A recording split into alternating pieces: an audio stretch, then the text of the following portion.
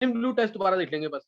Test में sulphide ion के specific test के लिए डिटेल हम इसकी ले चुके हैं, पूरा कंफर्मेटरी ले चुके हैं इसका। सल्फाइड आयन के कंफर्मेटरी के लिए मैंने तुम्हें एक बताया सोडियम नाइट्रोक्लोराइड टेस्ट। हालांकि ऑर्गेनिक में मैंने तुम्हें इसमें लेड एसिडेट पेपर टेस्ट भी बताया हुआ है। सोडियम नाइट्रोक्लोराइड टेस्ट फॉर्मूला क्या है, Na2FeCN5n, sodium nitrochloride.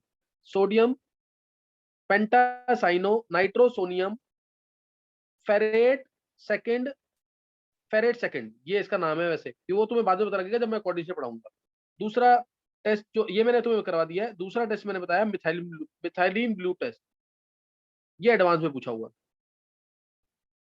Methylene blue test, sodium nitrochloride test में पर्पल कलरेशन आती है, वो मैंने तुम्हें बता दिया, Na4FeCN5NOS की, थायोनाइट्रो होता भी। तो अब मिथाइलिन ब्लू टेस्ट मैंने तुम्हें बता दिया एक बार मैं रिएक्शन दोबारा लिखता हूँ, उसके बाद मैं इसका मैकेनिज्म एक बार ताकि तुम्हें याद रहे वो बता दूंगा तुम्हें। एक लिया NH2 और एक है NMe2, NMe2, साथ में S2 माइनस लिया, S2 माइनस, और सेम इसकी मिरर इमेज इधर ले दी, NH2 NMe2, और Fe3+ मेन ऑक्सीडाइजेंट, साथ में इसको एसिडिफाई कर देंगे HCl और H2SO4 के साथ, और HCl और H2SO4 के साथ।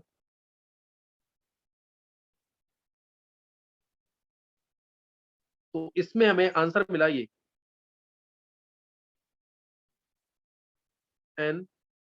NMe2 एसिड रहेगा, यहाँ S ये जुड़ जाएगा डबल बॉन्ड से रिंग के साथ, और ये ऐसे, ये इधर इधर डबल बॉन्ड, और N+Me2, ये आ जाएगा मिथाइलिन ब्लू कलर की टाइप, मिथाइलिन ब्लू भाई, मिथाइलिन ब्लू,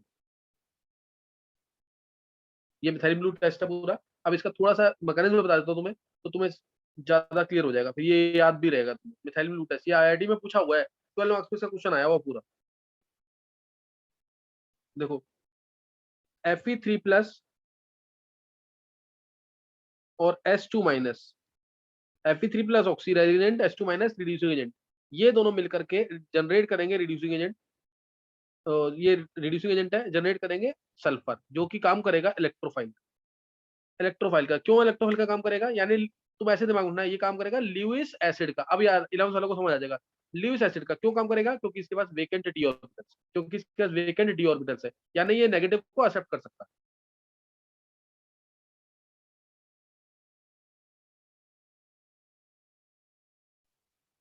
तो यहाँ तक किसी को डाउट तो नहीं है। एस, ये ना ऑर्गेनिक थोड़ा सा पढ़ने के बाद ना, इलेक्ट्रोफाइल न्यूक्लियोफाइल पढ़ने के बाद, तब तुम्हें समझ आएगा 11 वाले बच्चों को। यहाँ पे मैं इलेक्ट्रोफिलिक सब्स्टिट्यूशन रिएक्शन का मैकेनिज्म लाऊंगा थोड़ा सा। अब ये लिया मैंने NH2, और अभी जो मैं बातें बोलूंगा ना वो तुम्हें याद रखनी है। NH2 और NMe2 में से ज्यादा एक्टिवेटिंग यानी ज्यादा बेंजीन की एक्टिविटी कौन बढ़ाएगा, NH2 बढ़ाएगा।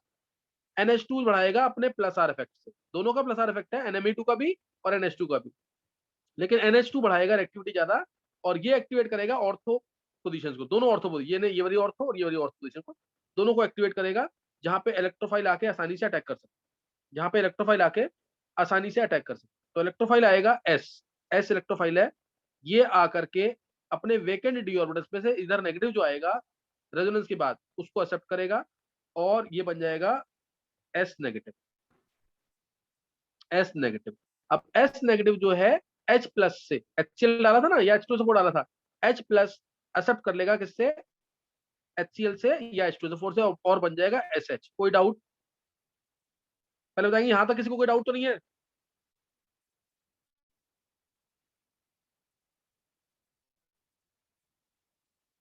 यहां तक किसी को कोई डाउट तो नहीं है।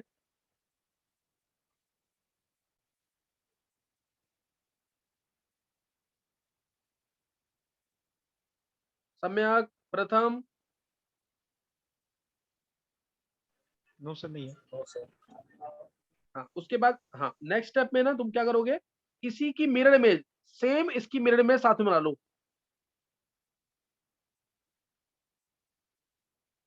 NH2 के सामने NH2, SH के सामने SH, और NMe2 ऐसे जैसे है सेम वैसी बना देना मिरर इमेजेस, ये बना दिया। उसके बाद देना H+, यहां तक नोट कर लो, ये बन गया। अब देना H+ दो साइड, एक साइड NH2 को और एक साइड SH को, दोनों को H+ दे दो। H+ मान लो मैंने एक इधर दे दिया, ये बन गया NH3+। NH3+, मगर करने की जरूरत नहीं है, फिर भी वो तुम मिथाइलिन ब्लू टेस्ट याद रखो, इसलिए बता रहा हूँ सिर्फ। इधर बन गया NH3+ और इधर बना दो SH2+। दोनों को मैंने H+ दे दिया, एक साइड दिया NH2 को, एक साइड दिया SH को। H+ दिया तो SH2+ बन गया, एक साइड NH3+ बन गया। यहां तक कोई डाउट? यहां तक किसी को कोई डाउट? No sir. अब उसके बाद क्या होगा, ये इलेक्ट्रॉन लेके गया तो N ने अपने लोन पेयर इस C को दे दिए। ऐसे ही ये वाला प्लस इलेक्ट्रॉन लेके गया तो S ने अपने लोन पेयर इस C को दे दिए। यहां तक कोई डाउट?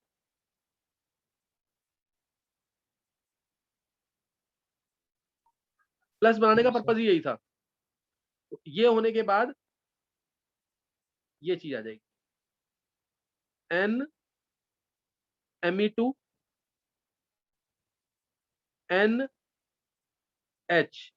क्योंकि जब ये इलेक्ट्रॉन देगा तो इस N पे आ जाएगा प्लस, प्लस आते ही एक H+ बाहर निकल जाएगा।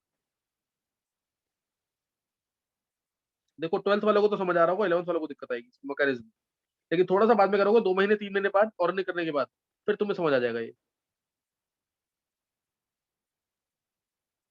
ये NMe2 और इधर आ जाएगा, S पे प्लस आएगा, इधर प्लस आते ही इसका भी H+ गायब हो जाएगा, इसलिए S और साथ में ये आ जाएगा। यहां तक किसी को कोई डाउट? यहां तक किसी को कोई डाउट?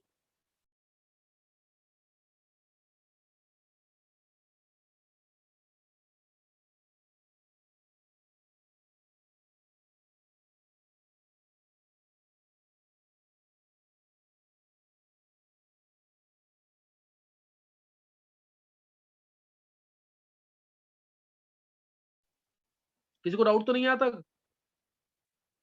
No sir. बस अब इसके बाद यही करना तुम्हें। ये N लोन पेयर देगा, ध्यान देना, ये वाला N। यहां तक भी सही है, यहां तक भी आंसर आता है तो ये ये इलेक्ट्रॉन देगा। एक मिनट,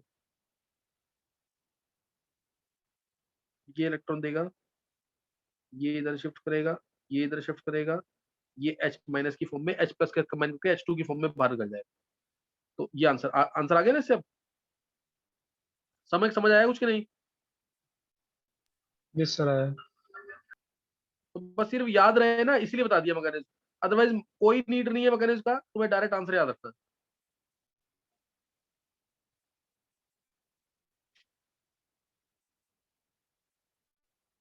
डबल बॉन्ड है ये,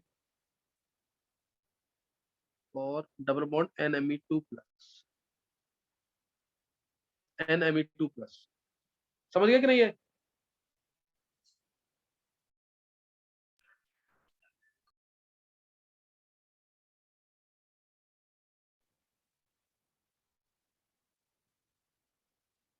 ये समझ आ गया कि नहीं?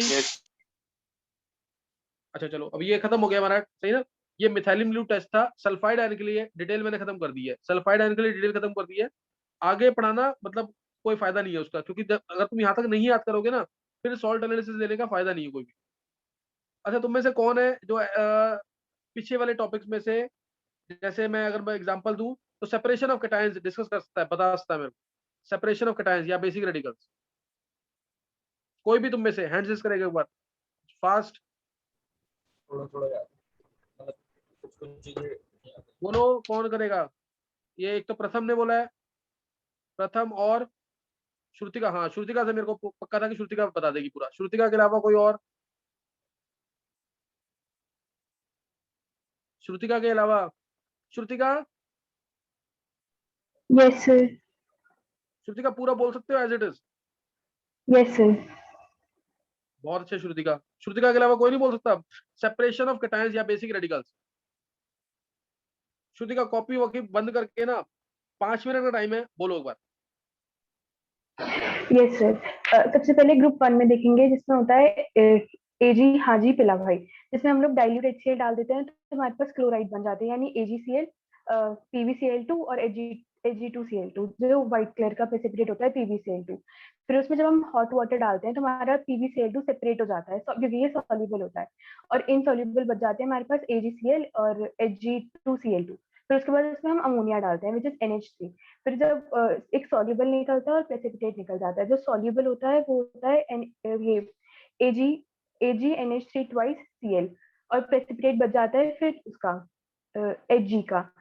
फिर उसके बाद हम इसमें HCl डालते हैं सॉल्युबल में which is AgNH3 whole twice Cl में। जब हम HCl डालते हैं जो स्ट्रॉन्ग एसिड होता है तो AgCl का प्रेसिपिटेट बन जाता है जो व्हाइट कलर का होता है।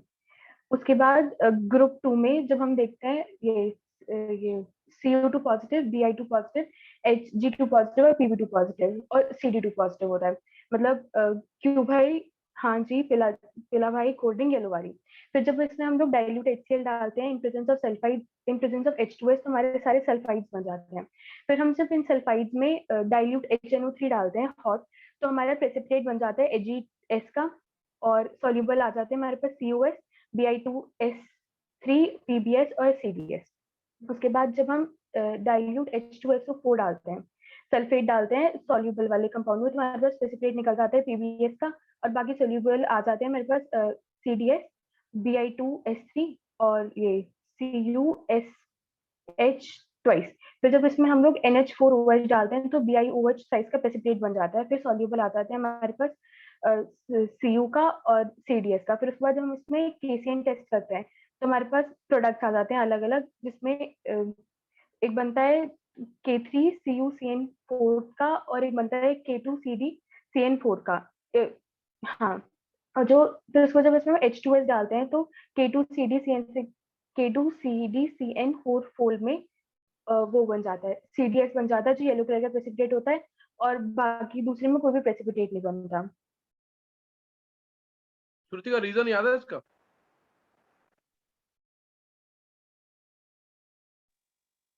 सर रिएक्शन होती है ये। श्रुति का मैंने बताया था ना K2CdCN4 इम्परफेक्ट कॉम्प्लेक्स है, हाँ, इम्परफेक्ट और कॉम्प्लेक्स होता है, और इसीलिए वो ये होता है वैसे बना परफेक्ट देता है। कॉम्प्लेक्स। हाँ हाँ, थोड़ा परफेक्ट सा कॉम्प्लेक्स रीजन को भी होता ध्यान है। रखो। हाँ, तभी यस तो सर। H2S का दे रहा है, नहीं तो कोऑर्डिनेशन कॉम्प्लेक्स के अंदर कोई भी सेंटर एटम होगा वो कभी बाहर नहीं निकलता, बस ये इम्परफेक्ट कॉम्प्लेक्स था इसीलिए निकल गया बाहर। Yes sir. श्रुति का ऐसे पूरा पूरा उसके बोल बाद सकते हो? अच्छा, तुम श्रुति का एक बार बताओ पहले, तुम क्या रोज मन में बोलते हो या फिर ऑल्टरनेट डेज पे बोलते हो या 10 दिन में, मतलब कैसे कैसे तुम्हें याद है पूरा ही एज इट इज? सर मैं कभी कभी बोल लेती हूँ रात को सोने से पहले। अच्छा, मन में ऐसे ही बोल लेते हो, कॉपी खोल करके, बिना कॉपी खोले? सर कभी कभी कॉपी खोल के ही कर लेती हूँ, कभी कभी बिना कॉपी खोले कर लेती हूँ, देखो वो ऐसे ना डिपेंड सबको करता करना है। पड़ेगा। हाँ, बहुत अच्छी श्रुति का, ऐसे सबको करना पड़ेगा तब जाके सॉल्ट एनालिसिस याद होगा, नहीं तो नहीं याद होगा। और इसकी ना तुम्हें पूरे इनऑर्गेनिक के अंदर, पूरे इनऑर्गेनिक के अंदर तुम्हें हेल्प मिलेगी इससे, जैसे ये श्रुतिका ने की है। यही तरीका है इसको याद करने का, नहीं तो फिर भूल जाओगे तुम। 10 अभी कर लो याद, 10 दिन में भूल जाओगे सारा, कोई यूज ही नहीं होगा, दोबारा करने में बहुत टाइम लग जाएगा फिर। श्रुति का पूरा सॉल्ट एनालिसिस बोलते हो कि सिर्फ यही पार्ट? सर अभी मुझे एनाइंस वाला ढंग से याद नहीं हुआ है। अच्छा, एनायंस वाला नहीं हुआ, हालांकि श्रुति का मैं एक एक एनायन ही ले रहा हूँ, पता है ना। मैंने भी कौन से लिए हैं, एक F यस माइनस लिया सर। कंफर्मेटरी में, एक कार्बोनेट आयन लिया डिटेल में, और कार्बोनेट के बाद मैंने कौन सा लिया, सल्फाइड में तो कुछ था ही नहीं, फिर मैंने यही लिया ना सल्फाइड। Yes sir. ये 3-4 ही लिए हैं अभी तो। समझ आ रहा है कि समझ नहीं आ रहा है? चलो नेक्स्ट टाइम मैं देखूंगा, मैं सल्फाइड आयन पूछ के देखूंगा किसी से, सल्फाइड आयन या कार्बोनेट आयन, वही दोनों इंपॉर्टेंट है। सही ना? तो यहाँ तक ये पढ़ के रखना है सब, जैसे श्रुतिका ने याद किया इस तरह से करना पड़ेगा। विधि, यस सर। तुमने नहीं किया वैसे? अभी सर मेरे पेपर चल रहा है बायोमोलिक्यूलर